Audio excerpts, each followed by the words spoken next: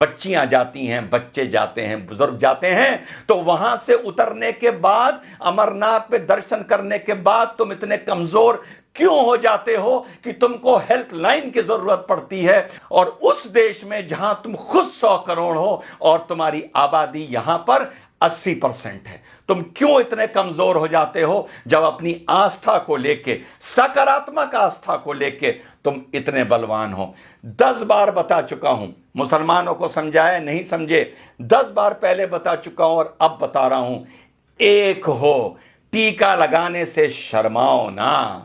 सरदार 7 metre की पगड़ी पहनता है, उसको प्रॉब्लम नहीं होती, उसे गर्मी नहीं लगती।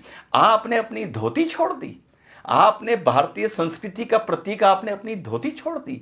क्यों छोड़ दी? बुरे लगेंगे क्या? सरदार तो पगड़ी में बुरा नहीं लगता, कॉन्फिडेंस में रहता है। मुसलमान तो ऊंचे पजामे में बुरा नहीं लगता, कॉन्फिडेंस में रहता है। लेकिन आपने अपनी संस्कृति छोड़ी, आपने अपनी धोती छोड़ी। रोज नहीं पहन सकते, महीने में एक बार पहन लो। ऑफिस जाओ धोती पहन के, तिलक लगा के, मॉल जाओ, शॉपिंग जाओ, शादी ब्याह पार्टी में जाओ, थिएटर में पिक्चर देखने जाओ, धोती पहन के जाओ और तिलक लगा के जाओ। अगर मैं हिंदू होता, रोज तिलक लगाता। यूं बात अलग है कि तिलक मुझ पर बहुत अच्छा लगता है, लेकिन जब मौका लगता है तब लगवाता हूं, और उसे तब तक नहीं मिटाता जब तक वो रूटीन में धुल ना जाए, क्योंकि मुझे तिलक लगा के गर्व महसूस होता है as an Indian, as a भारतीय। यार, आप तो हिंदू हो, सनातन धर्म को मानने वाले हो, आपके तो धर्म से ये भी चीज जुड़ी हुई है। हम तो चलो संस्कृति के नाम पर कभी कभी लगा लेते हैं, तुमको क्यों शर्म आती है? इस शर्म से हिंदू नौजवानों बाहर आओ। आपकी हिंदू महिलाएं मंगलसूत्र पहनती हैं, सर पर सिंदूर लगाती हैं, माथे पर बिंदी लगाती हैं। आप क्या करते हैं? ये अपनी निशानी बताने के लिए कि ये हम भारतीय हैं और भारतीय हमारी संस्कृति है। आपने सोचा दाढ़ी रख के इतनी बड़ी सरदार भाई बहुत हैंडसम होते हैं अंदर से, लेकिन वो कहते हैं हमें कोई नहीं मतलब, पगड़ बांधेंगे, दाढ़ी रखेंगे, हमें अपने फीचर्स नहीं दिखाने किसी को, और तब भी कितने खूबसूरत लगते हैं। मूंछ कटा के मुसलमान कोई खूबसूरत नहीं लगता, ऊंचा पजामा पहन के कोई मुसलमान खूबसूरत नहीं लगता। आपको लेकिन यह लगता है कि धोती पहनकर आप बैकवर्ड लगेंगे, आपको यह लगता है कि सर पर तिलक लगाकर आप बैकवर्ड लगेंगे, आपको यह लगता है कि चोटी रखकर आप पंडे या बैकवर्ड लगेंगे। इसको अपने वे ऑफ लाइफ में लाइए। चोटी को नहीं ला सकते तो तिलक को लाइए, धोती को लाइए। 5 मिनट 10 मिनट फालतू लग जाएं, बाजार भी जाइए, घूमने भी जाइए, तो कभी कभी महीने में 2 4 5 बार धोती पहन के जाइए। दफ्तर जाइए, तिलक लगा के जाइए। कॉलेज स्कूल जाइए, जॉब पर जाइए, तिलक लगा के जाइए। यही सकारात्मक संस्कृतिवाद है, यही आप लोगों को यूनाइट करेगा।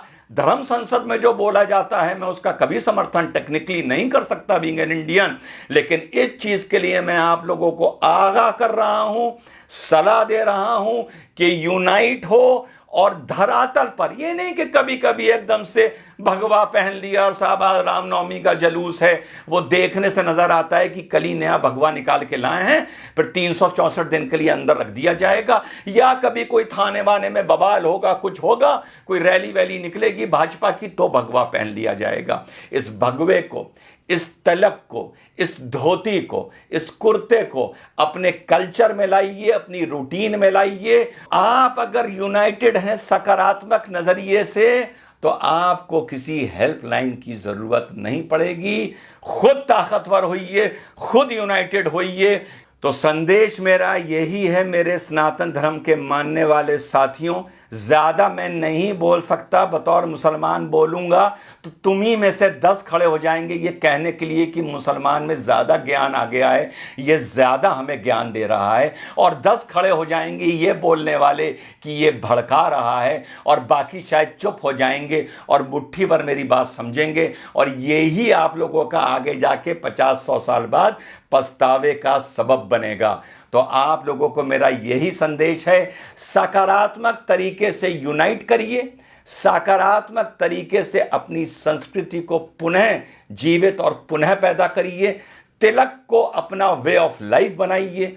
बीच बीच में धोती कुर्ता पहनने को भारतीय संस्कृति की वो पोशाक है, उसे अपना वे ऑफ लाइफ बनाइए, मत शर्माइए। सिख नहीं शर्माता, मुसलमान नहीं शर्माता, तो हिंदू क्यों शर्माता है? हिंदू क्यों सोचता है कि मैं धोती कुर्ता पहनूंगा तो मैं बैकवर्ड लगूंगा?